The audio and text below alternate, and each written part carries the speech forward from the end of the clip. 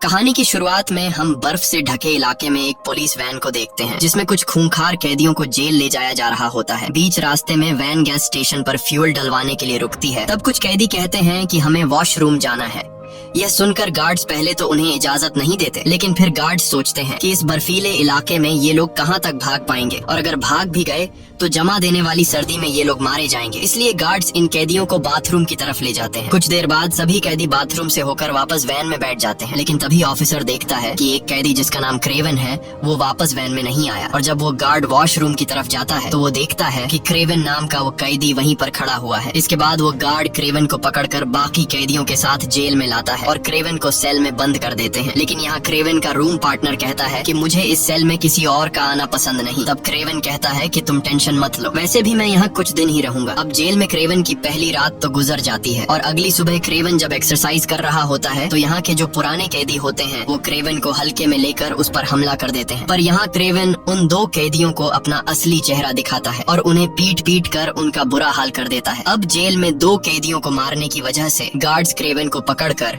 उसे जेल के वार्डन के पास ले जाते हैं जिसका नाम साइमन है। साइमन क्रेवन से कहता है कि मैंने सुना है कि तुमने यहाँ दो कैदियों को मारा है। चलो ठीक है, आज तुमने ये सब कर दिया, लेकिन दोबारा इस तरह की गलती नहीं करना और अगर यहाँ रहना है तो तुम्हें डिसिप्लिन से रहना होगा, नहीं तो मुझे तुम्हें सुधारने का तरीका आता है। क्रेवन चुपचाप खड़ा होकर उसकी बातें सुन रहा होता है और तभी उसकी नजर जमीन पर पड़े एक शेर पर जाती है जिसे मारकर उसका कालीन बना दिया गया था। ये देखकर क्रेवन को काफी बुरा लगता है। तब वार्डन पूछता है कि तुम इससे पहले क्या करते थे और यहाँ कैसे आए, जिस पर क्रेवन जवाब देता है कि मैं एक हंटर हूँ और तुम जैसे लोगों का शिकार करता हूँ।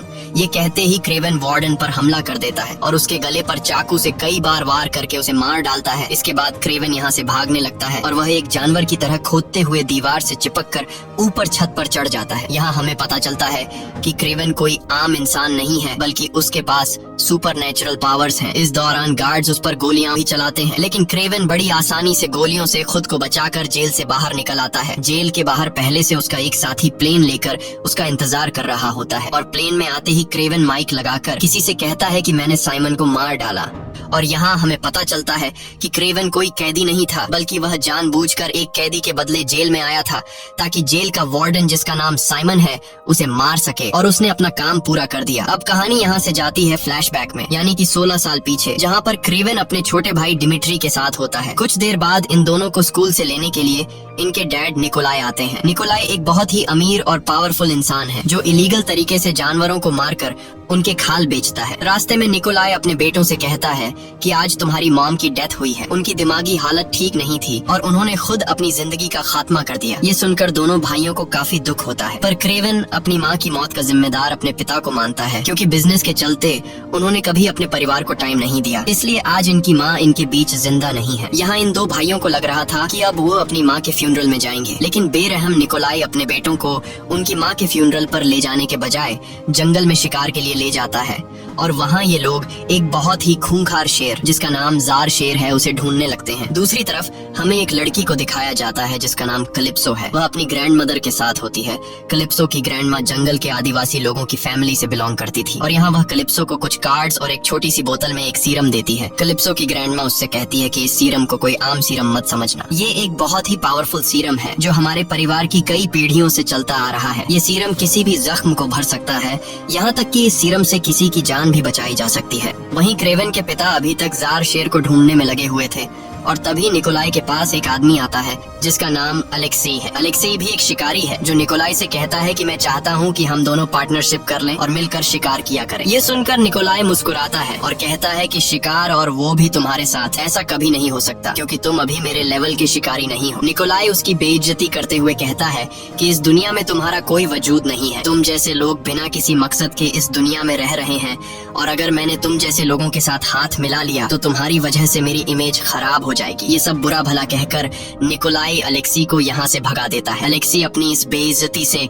निकोलाई पर काफी गुस्सा हो जाता है और चुपचाप वहाँ से चला जाता है, लेकिन उसकी आंखों में निकोलाई के लिए उभरती हुई नफरत हमें साफ दिखाई देने लगती है। वहीं क्रेवन और उसका भाई बातें करते करते अपने ग्रुप से काफी दूर जंगल में आ जाते हैं और तभी उनके सामने इस जंगल का राजा जार शेर आ जाता है। क्रेवन अपने भाई को प्रोटेक्ट करते हुए सीधा जार शेर पर बंदूक तान देता है। जार शेर बहुत ही ज्यादा खूंखार दिख रहा था। अब इससे पहले कि क्रेवन उसे शूट कर पाता, तभी जार शेर उस पर हमला कर देता है और उसे बुरी तरह से अपने पंजों में जकड़ लेता है। अपने बेटों की चिल्लाने की आवाज सुनकर निकोलाई भी वहाँ पहुँच जाता है और वो शेर पर गोलियां चलाते हैं, जिससे कुछ गोलियां शेर को लग जाती हैं। अब शेर खुद को बचाते हुए वहाँ से जाने लगता है और अपने साथ ग्रेवन को भी दूर ले जाता है। वहीं हम कैलिप्सो को देखते हैं, जो अपने पेरेंट्स के साथ जंगल का नजारा देखने आई थी, और तभी उसे दूर जंगल में क्रेवन और वो जार शेर दिखाई देते हैं। अब कैलिप्सो क्रेवन की जान बचाने के लिए उसके पास आती है। कैलिप्सो को देखकर जार शेर वहाँ से चला जाता है, लेकिन जाते हुए उस जार शेर के खून का एक बूंद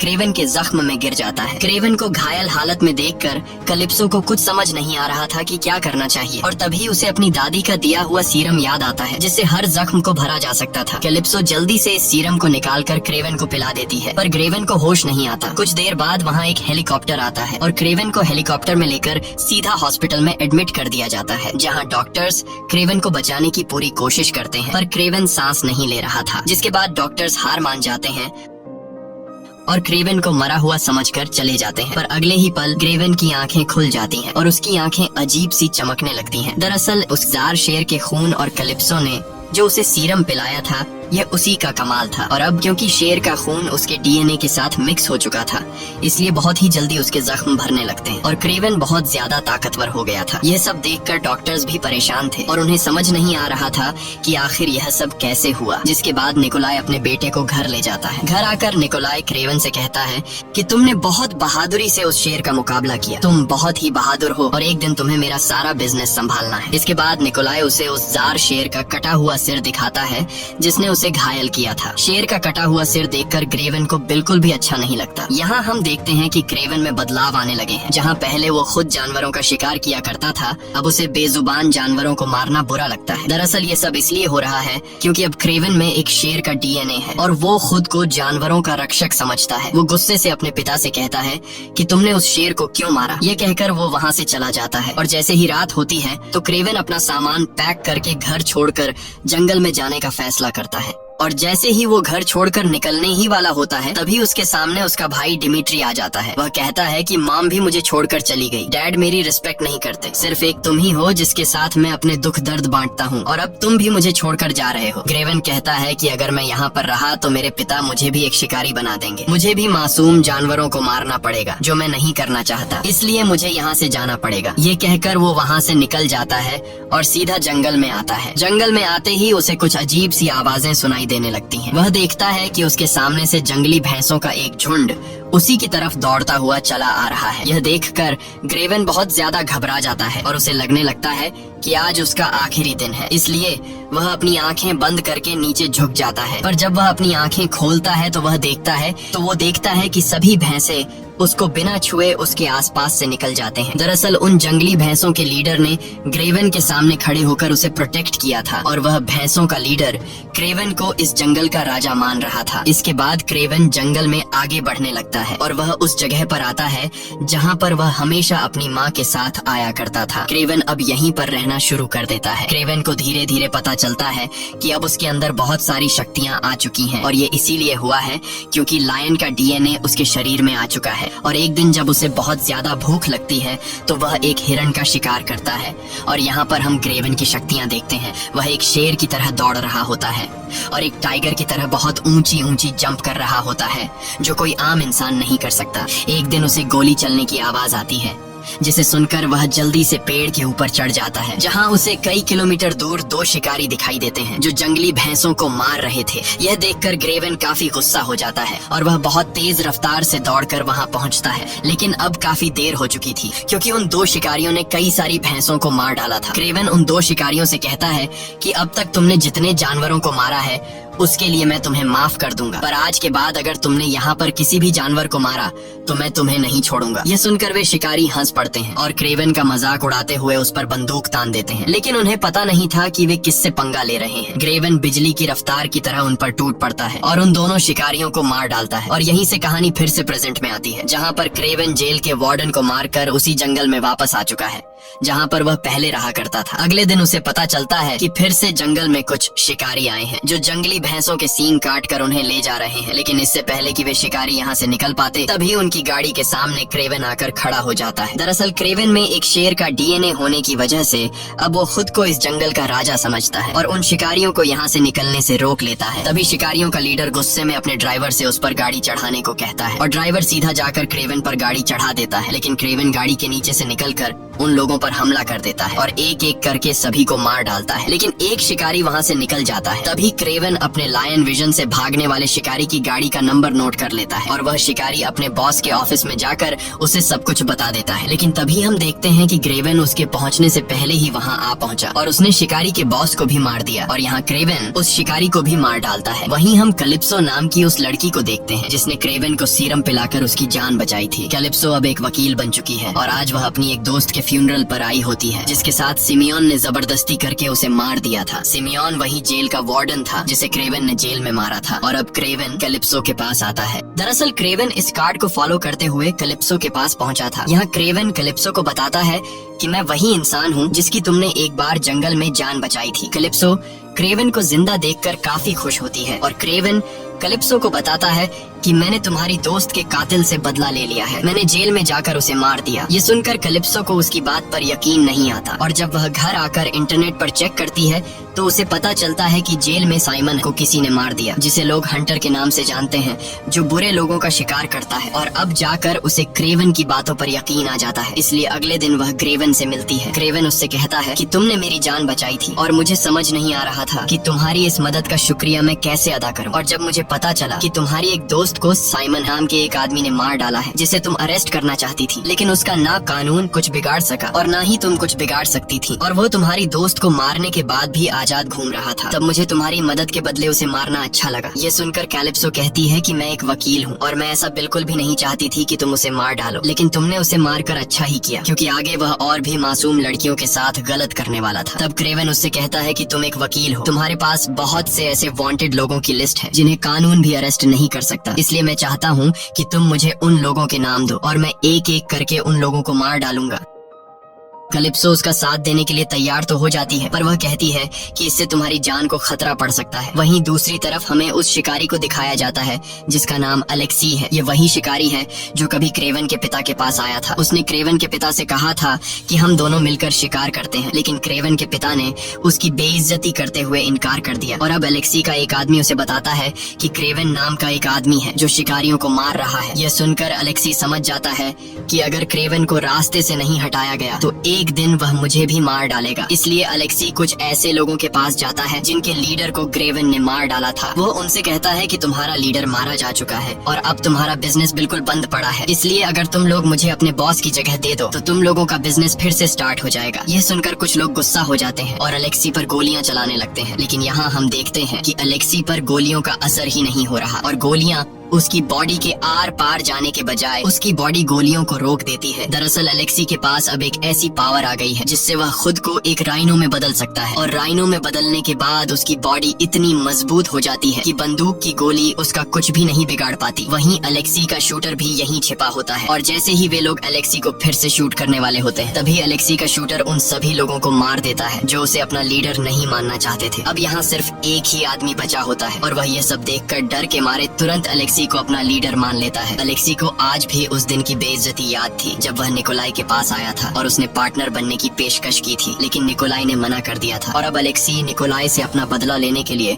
इस आदमी को निकोलाई के पास भेजता है। निकोलाई को लगा कि यह आदमी मुझसे बिजनेस डील करने आया है, लेकिन जल्द ही निकोलाई को पता चल जाता है कि यह आदमी अलेक्सी के साथ मिला हुआ है और यहाँ मुझे मारने के लिए आया है। ये सब पता चलते ही निकोलाई अपने गार्ड से इन लोगों को शूट करने का ऑर्डर दे देता है और इनके बीच काफी देर तक गोलीबारी शुरू हो जाती है। गोलियों की आवाज सुनकर निकोलाई का छोटा बेटा डिमिट्री एक टेबल के नीचे छिप जाता है और निकोलाई वहाँ पर मौजूद अपने सभी दुश्मनों को मार डालता है। निकोलाई जब अपने बेटे डिमिट्री को देखता है कि वह डर के मारे एक टेबल के नीचे छिपा है, यह देखकर निकोलाई को काफी गुस्सा आता है और वह डिमिट्री को नीचे गिराकर उससे काफी बुरा भला कहता है और कहता है कि तुम जैसा बुजदिल बेटा मेरा ना होता तो अच्छा होता। वहीं हम अलेक्सी को देखते हैं जिसे पता चल गया होता है कि निकोलाई ने उसके आदमी को मार डाला। ये सुनकर अलेक्सी गुस्से से चीख पड़ता है। वहीं एक आदमी अलेक्सी को क्रेवन की वीडियो दिखाता है और कहता है कि यह वही आदमी है जो शिकारियों को मार रहा रहा है। क्रेवन को देखकर अलेक्सी उसे पहचान लेता है और अपना एक आदमी क्रेवन को मारने के काम पर लगा देता है। वहीं हम क्रेवन को देखते हैं जो अपने भाई से मिलने के लिए आता है क्योंकि आज उसका बर्थडे था। इसी बीच उनके फादर निकोलाई भी वहाँ पहुँच जाते हैं और वह क्रेवन से कहता है कि जंगल में भटकने से अच्छा है कि तुम वापस घर लौट आओ और मैं चाहता हूँ कि तुम मेरे बिजनेस को संभालो क्योंकि मेरे मरने के बाद यह सब कुछ तुम्हारा होने वाला है। लेकिन क्रेवन साफ साफ इनकार कर देता है। बातें करते करते उन्हें आधी रात हो जाती है, इसलिए क्रेवन अपने भाई को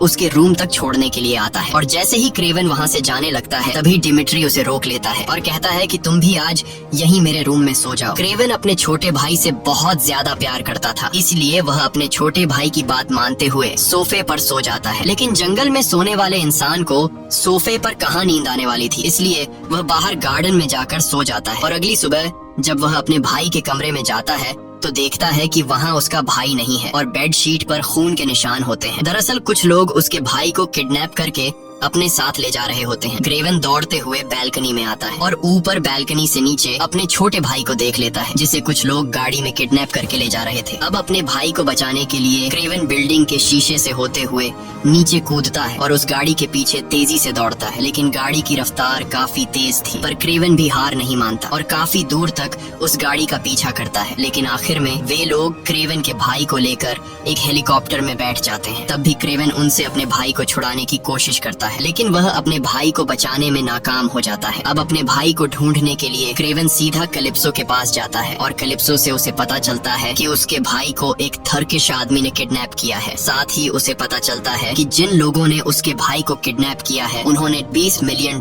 की डिमांड की है। क्रेवन के पास तो इतने पैसे नहीं थे, इसलिए वह सीधा अपने पिता के पास जाता है और उससे कहता है कि मुझे $20 मिलियन चाहिए अपने भाई को छुड़ाने के लिए। लेकिन निकोलाई पैसे देने से इनकार कर देता है क्योंकि उसे लग रहा था कि अगर मैंने पैसे दे दिए तो मैं उनके सामने कमजोर दिखूंगा और मैं आज तक किसी के भी सामने झुका नहीं हूँ, इसलिए वो पैसे देने से इनकार करता है। उन किडनैपर्स ने निकोलाई को डिमिट्री की एक कटी हुई उंगली भी भेजी थी, ये साबित करने के लिए कि तुम्हारा बेटा खतरे में है। लेकिन बेरहम निकोलाई को इससे कुछ फर्क नहीं पड़ रहा था और अब क्रेवन जो अपने भाई से बहुत ज्यादा प्यार करता था वह अपने भाई को ढूंढने लग जाता है और कैलिप्सो की मदद से उसे उन किडनैपर्स का एड्रेस भी मिल जाता है और वहाँ पहुंचकर क्रेवन एक एक करके सभी गार्ड्स को मार डालता है। आखिर में क्रेवन उस किडनैपर को भी पकड़ लेता है जिसने उसके भाई को किडनैप किया था। क्रेवन पहले तो उसे बुरी तरह से मारता है और फिर उससे पूछता है कि मेरा भाई कहाँ है। तब वह टर्किश आदमी बताता है कि इस वक्त तुम्हारा भाई अलेक्सी के पास है। वहीं अलेक्सी को दिखाया जाता है जिसके पास इस वक्त क्रेवन का भाई होता है। अलेक्सी डिमिट्री पर बंदूक तान कर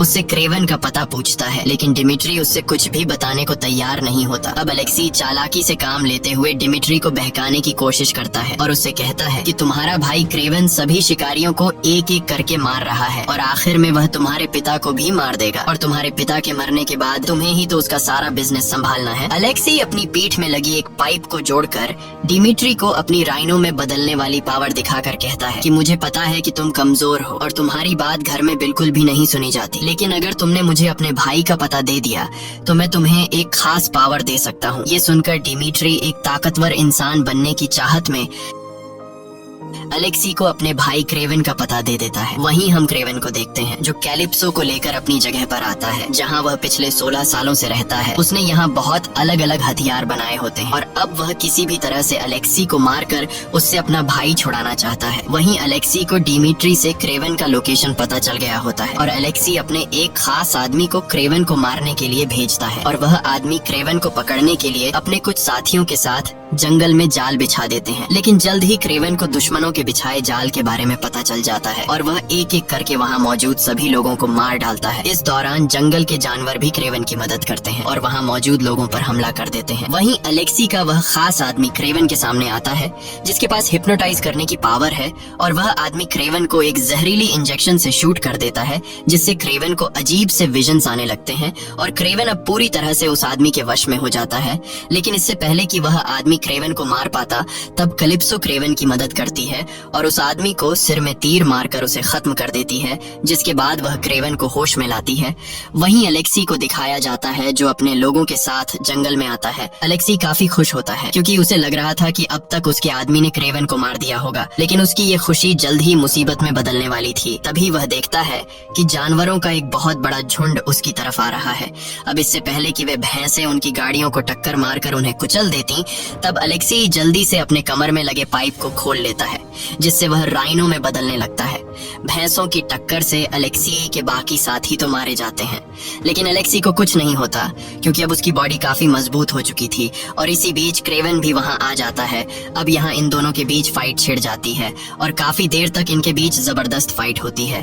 पर अलेक्सी पर क्रेवन के हमलों का कुछ असर ही नहीं पड़ रहा था क्योंकि उसकी बॉडी लोहे से भी ज्यादा सख्त हो चुकी थी और अब वह क्रेवन को पीट पीट कर उसकी हालत खराब कर देता है। लेकिन क्रेवन भी हार नहीं मानता और अलेक्सी से लड़ता रहता है। पर अलेक्सी की ताकत के सामने क्रेवन कमजोर पड़ रहा था, इसलिए अलेक्सी क्रेवन को उठा उठा कर पटकता है। लेकिन यहाँ क्रेवन समझदारी से काम लेते हुए अलेक्सी को रस्सी में फंसाकर उस रस्सी को जंगली भैंसों के बीच फेंक देता है, जिससे अलेक्सी खींचते हुए भैंसों के बीच गिर जाता है और वे भैंसे उसके ऊपर चढ़कर उसे बुरी तरह घायल कर देते हैं। अब अलेक्सी थोड़ा बहुत कमजोर हो चुका था और यहाँ क्रेवन को पता चल जाता है कि अलेक्सी अपने पेट में लगे ट्यूब की वजह से राइनो में बदल रहा है। ये पता चलते ही क्रेवन सीधा जाकर एक लोहे की रॉड से अलेक्सी के ट्यूब वाली जगह पर वार करता है, जिससे अलेक्सी दर्द से चिल्ला पड़ता है और उसके मुंह से खून आने लगता है और फाइनली अलेक्सी की मौत हो जाती है। वहीं क्रेवन का भाई डिमिट्री भी आ जाता है। इसके बाद क्रेवन सीधा अपने डैड निकोलाई के पास जाता है और क्रेवन अपने डैड निकोलाई से कहता है कि मैं जानता हूँ कि तुमने मेरी वीडियो अलेक्सी को दी थी। तब निकोलाई कहता है कि मैं पहले से जानता था कि तुम सभी शिकारियों को मार रहे हो और मेरे बिजनेस का सबसे बड़ा दुश्मन अलेक्सी था, लेकिन मैं उसका कुछ भी नहीं बिगाड़ पा रहा था। इसलिए मैंने प्लानिंग करके अलेक्सी को बेवकूफ बनाकर उससे तुम्हारे भाई को किडनैप करवाया और साथ ही उसे तुम्हारी वीडियो देकर ये दिखाया कि तुम सभी शिकारियों को मार रहे हो और तुम उसके लिए खतरा हो। मुझे पता था कि तुम अपने भाई को बचाते हुए उसे मार डालोगे और तुमने ऐसा कर भी दिया। तुमने आज मेरे सबसे बड़े दुश्मन को रास्ते से हटा दिया। ये सब सुनकर क्रेवन को काफी गुस्सा आता है क्योंकि वह अब तक अपने डैड के बनाए हुए प्लान पर खेल रहा था। क्रेवन कहता है चलो ठीक है, जो कुछ भी हुआ ठीक हुआ, लेकिन अब मैंने जानवरों का शिकार करने वाले सभी शिकारियों को खत्म कर दिया है। अब मेरी लिस्ट में सिर्फ तुम्हारा नाम बचा है। मैं चाहता हूँ कि तुम ये काम छोड़ दो। लेकिन निकोलाई कहता है कि मैं ये काम नहीं छोड़ सकता। मैं बचपन से एक शिकारी हूँ और एक शिकारी ही बनकर रहूंगा और अब तो तुमने मेरे सारे दुश्मनों को भी मार डाला है, इसलिए अब मैं सबसे पावरफुल शिकारी बन गया हूँ। ये सुनकर क्रेवन चुपचाप वहाँ से जाने लगता है। क्रेवन के जाते ही एक जंगली भालू निकोलाई पर हमला करने के लिए आगे बढ़ता है। तब निकोलाई जल्दी से अपनी गन निकाल लेता है, लेकिन जब वह गन की बुलेट्स चेक करता है तो उसमें गोलियां नहीं होती क्योंकि वे गोलियां क्रेवन पहले ही निकाल चुका होता है। यहाँ हमें पता चलता है कि क्रेवन के कहने पर ही उस भालू ने निकोलाई पर हमला किया और उसे मार डाला। इसी के साथ ये कहानी खत्म हो जाती है। अगर आपको ये वीडियो अच्छी लगी हो तो हमारे चैनल को सब्सक्राइब और वीडियो को लाइक जरूर कीजिए। दोस्तों वीडियो कैसा लगा? अच्छा लगा तो लाइक कमेंट शेयर जरूर कीजिए, चैनल को सब्सक्राइब भी कीजिए। Thank you so much everyone.